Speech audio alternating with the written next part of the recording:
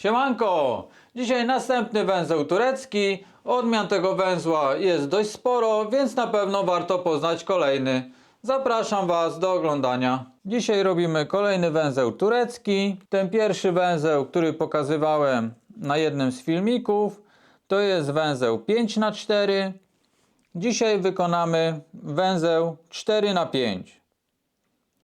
No jak możemy widzieć, różnica jest wizualnie spora, jeśli chodzi o szerokość tego węzła. No ale jest jedna kluczowa tutaj różnica, która wpływa na samo zastosowanie tego węzła. W tym węźle 5×4 nie mamy żadnego takiego centralnego punktu, który byłby symetryczny z dwóch stron. Będzie to miało zastosowanie, gdy będziemy chcieli coś wyciągnąć właśnie z tej plecionki, żeby nam wystawało. Tutaj jeśli to zrobimy, no to za każdym razem będzie niesymetryczne. Jest jeszcze taka szansa, że po prostu ten przykładowo rzemień przeciągniemy przez coś, no i tutaj będzie takie miejsce, gdzie jest środek, no ale też wypada on pod skosem. Tutaj w tym węźle 4×5 mamy za każdym razem centralny punkt, więc bardzo dobrze to się sprawdza, jeśli właśnie będziemy chcieli coś wyciągnąć spod tej plecionki, żeby nam wystawało, ponieważ za każdym razem to będzie na samym środku tego węzła. Wizualnie jeszcze od góry mamy 5 rzemieni, a od boku mamy powtarzający się układ 4. Dlatego jest 4×5, a tutaj mamy powtarzający się układ 5 rzemieni, a od góry są 4.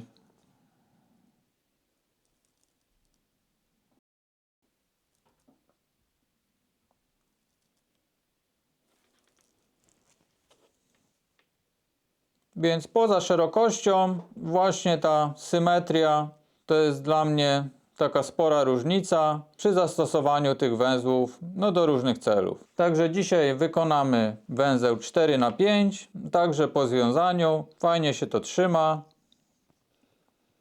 Wewnątrz po sklepaniu jest równe.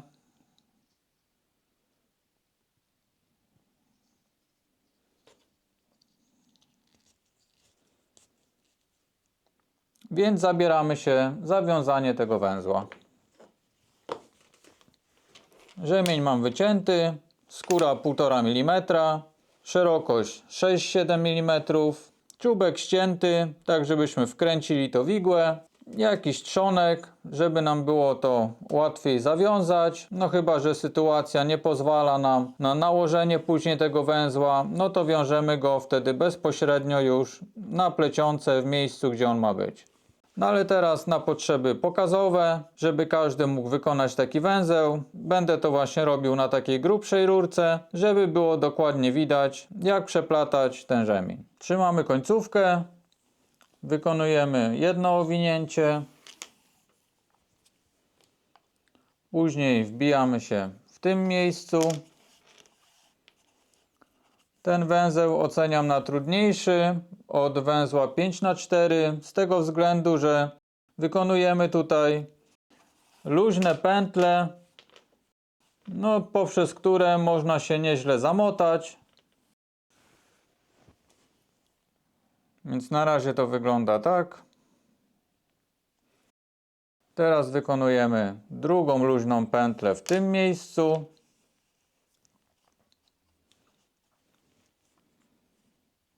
Tak to wygląda.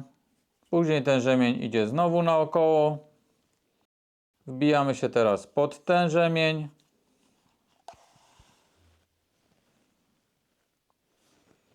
Później przechodzimy przez tą pętlę.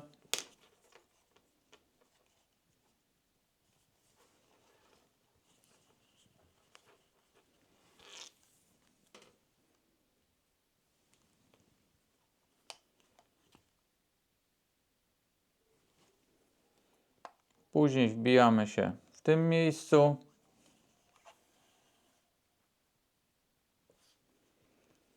i wyjmujemy rzemień, który jest pod spodem.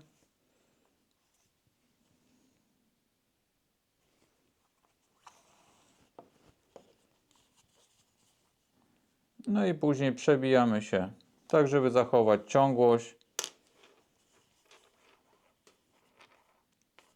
Na razie wygląda to kiepsko, ale pozaciągam to i zaraz powinien nabrać kształtu.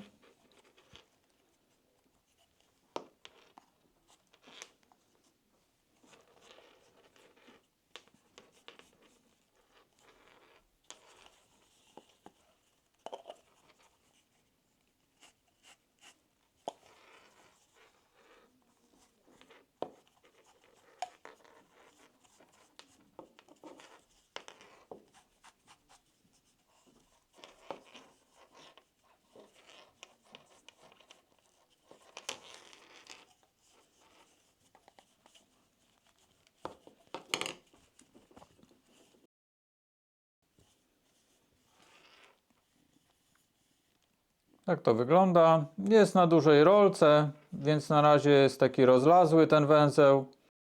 Za chwilę zaciśniemy go już na docelowej plecionce. Więc ściągam ten węzeł. Mam kawałek plecionki. No i teraz na niej będę zaciągał go aż do zaciśnięcia.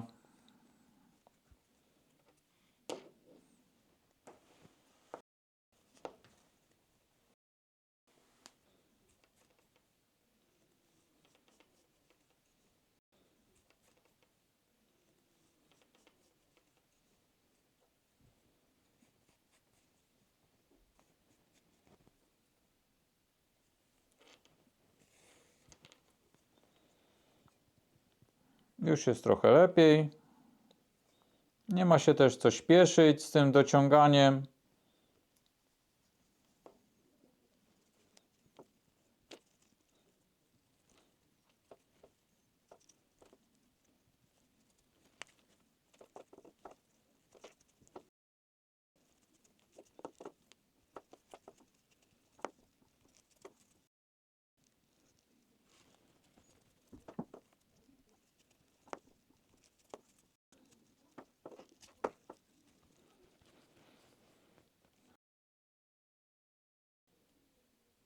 Tak to wygląda. Możemy teraz delikatnie to sklepać i dociągamy dalej.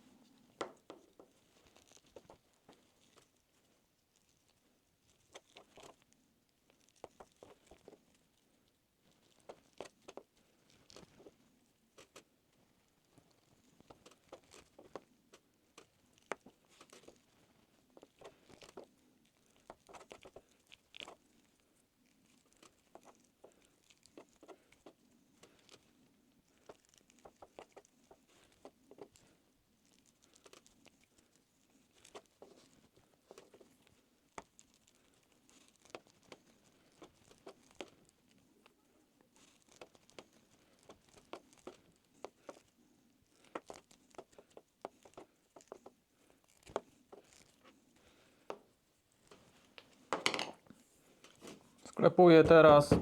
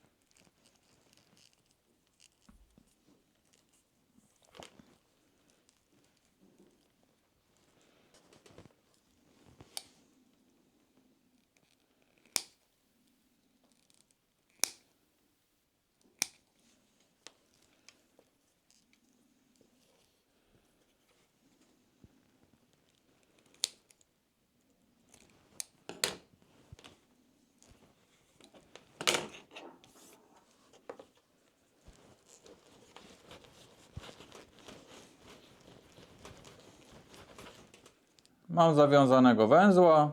No i teraz w zależności od potrzeb możemy go wykończyć na gładko lub zostawić przestrzenny, taki bezpośrednio już po pleceniu. Po gładziku nabiera fajnego połysku. No mój też nabrał trochę koloru. Musiałem przez przypadek coś polerować czarnego tym gładzikiem. Więc gładzik do czyszczenia.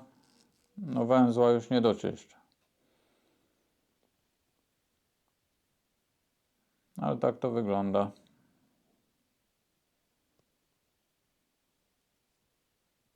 Tutaj oczywiście też stosujemy bazę, jeśli na takiej prostej, gładkiej plecionce będziemy to robili, żeby nam się to nie przesuwało.